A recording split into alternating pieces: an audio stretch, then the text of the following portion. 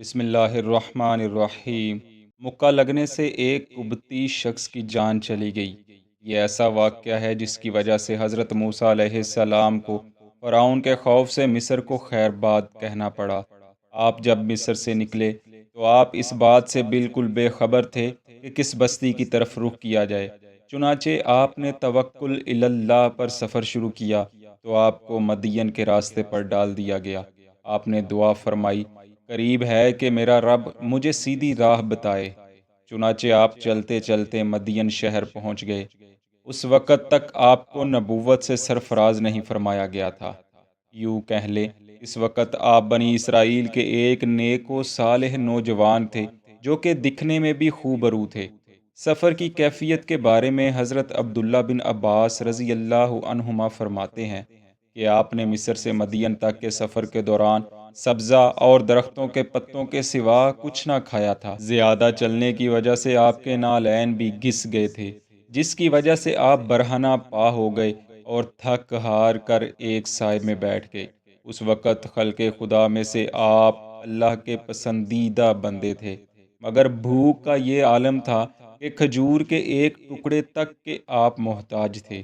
منقول ہے، جب آپ مدین شہر میں داخل ہوئے تو دیکھا ایک کنویں سے لوگ اپنے جانوروں کو پانی پلا رہے ہیں، جبکہ کچھ فاصلے پر دو خوبرو لڑکیاں کھڑی اپنے جانوروں کو پیچھے دھکیل رہی تھیں کہ کہیں یہ ان لوگوں کے جانوروں کے ساتھ مل کر پانی نہ پی لیں جس سے لوگ خفا ہوں گے۔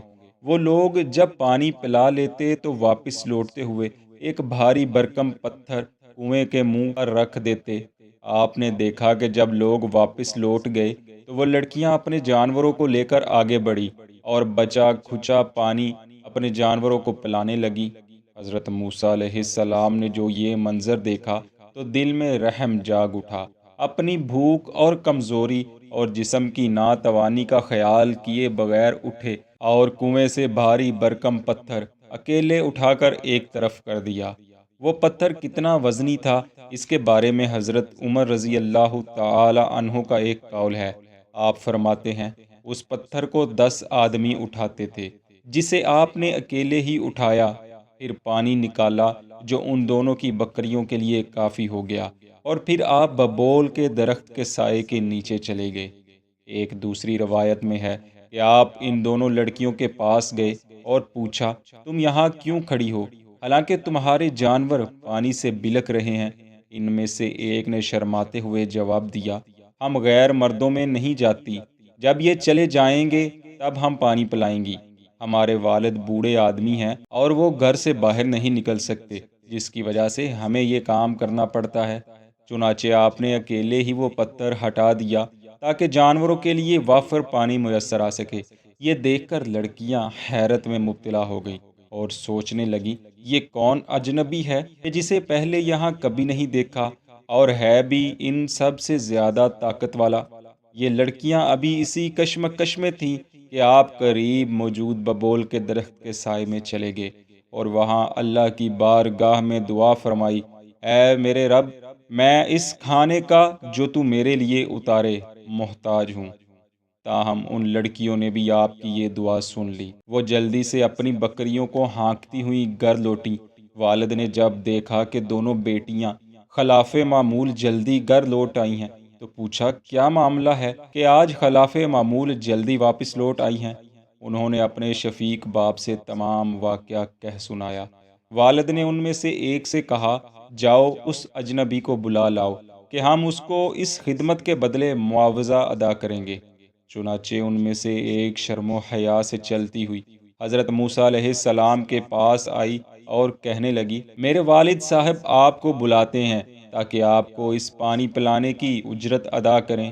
امام طبری نے اپنی تاریخ میں اس واقعے کو کچھ یوں نقل کیا ہے کہ حضرت موسیٰ علیہ السلام نے اس لڑکی کے باپ کے پاس جانے کے لیے رضامندی کا اظہار کیا تو وہ لڑکی آگے آگے چل پڑی اور آپ تھوڑے فاصلے پر اس کے پیچھے تھے۔ اگرچہ آپ کو بات کچھ ناگوار گزری، لیکن اس کے سوا کوئی چارہ بھی نہ تھا، کیونکہ پہاڑی علاقہ تھا اور ویسے بھی آپ خوف زدہ تھے۔ جب چلے تو ہوا بھی تیز چلنے لگی۔ راستہ بتانے کے لیے وہ لڑکی آگے آگے چل دی۔ بسا اوقات ایسے ہوتا کہ جب کبھی ہوا کا تیز جھونکا آتا، لڑکی کا کپڑا ادھر ادھر ہوتا، جس کی وجہ سے اس کی رانیں دکھائی دینے لگتی۔ اور تفسیر روح البیان میں ہے کہ لڑکی کی رانیں موٹی ہونے کی وجہ سے دکھائی دیتی تھیں۔ موسیٰ علیہ السلام اگرچہ اس وقت تک نبوت سے سرفراز نہیں ہوئے تھے، تب بھی شرم و حیا کے اعلیٰ درجے پر فائز تھے۔ جیسے ہی حواس تیز ہوتی، آپ اپنا منہ کپڑے سے ڈھانپ لیتے تاکہ لڑکی کی رانوں پر نظر نہ پڑ سکے۔ بالآخر رہا نہ گیا اور لڑکی کو آواز دے کر روک لیا۔ کہنے لگے، اے اللہ کی بندی، مجھے آگے چلنے دے اور تو مجھے راستہ بتاتی جا۔ جس طرف چلنا ہو تم اس طرف میرے پیچھے سے ایک کنکر اٹھا کر پھینک دیا کرو تاکہ یہ اشارہ ہو سکے تمہارے گھر کی طرف۔ سبحان اللہ۔ دوستو، بے شک یہ شان ہے حضرت موسیٰ علیہ السلام کی، اور انبیاء کا حسن اخلاق تو قبل از بعثت بھی امت کے لیے نمونہ ہی ہوتا ہے۔ بالآخر دونوں چلتے ہوئے حضرت شعیب علیہ السلام کی خدمت میں پہنچ گئے۔ حضرت شعیب اس وقت شام کا کھانا کھانے کے لیے تیار بیٹھے تھے۔ موسیٰ علیہ السلام کو دیکھ کر فرمایا، بیٹے بیٹھو اور کھانا کھاؤ۔ موسیٰ علیہ السلام نے فرمایا، میں آپ کا کھانا نہیں کھاؤں گا۔ شعیب علیہ السلام نے فرمایا، آپ بھوکے تو ہیں ہی، تو پھر کھاتے کیوں نہیں؟ آپ نے فرمایا، مجھے خطرہ ہے کہ جو کام میں نے فی سبیل اللہ کیا، کہیں یہ کھانا اس کے عوض نہ ہو جائے، کیونکہ میں اس قبیلے سے ہوں جو اپنے دین کے کسی عمل کو بیچتے نہیں، اگرچہ اس کے عوض دنیا کے برابر سونا ہی مل جائے۔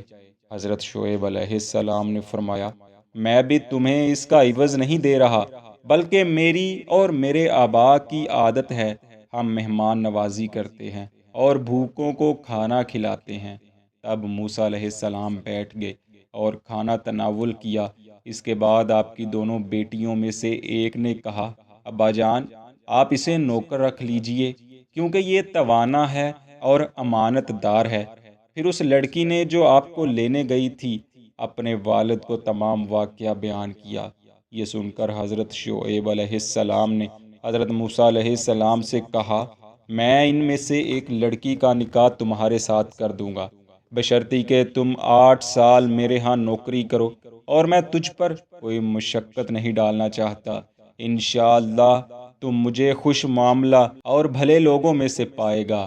حضرت موسیٰ علیہ السلام نے فرمایا، بس یہ بات میرے اور آپ کے درمیان طے ہو گئی۔ ان 2 مدتوں میں سے جو بھی مدت پوری کروں گا تو مجھ پر کچھ زیادتی نہ ہوگی، اور ہم جو کہہ رہے ہیں اس پر خدا گواہ ہے۔ حضرت ابن عباس رضی اللہ عنہما فرماتے ہیں، وہ لڑکی جو موسیٰ علیہ السلام کو بلانے کے لیے گئی تھی، نکاح بھی اسی کے ساتھ ہوا۔ یوں آپ کی شادی حضرت شعیب علیہ السلام کی بیٹی کے ساتھ ہوئی، جو کہ شرم و حیا کا پیکر تھی۔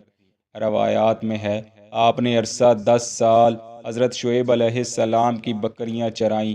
اس سارے عرصے کے دوران آپ کی اہلیہ بھی آپ کے ساتھ رہیں۔ پھر حکم ربی ہوا اور آپ اپنی زوجہ سمیت دوبارہ مصر کی طرف کوچ کر گئے۔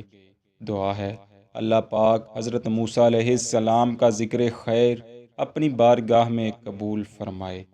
آمین۔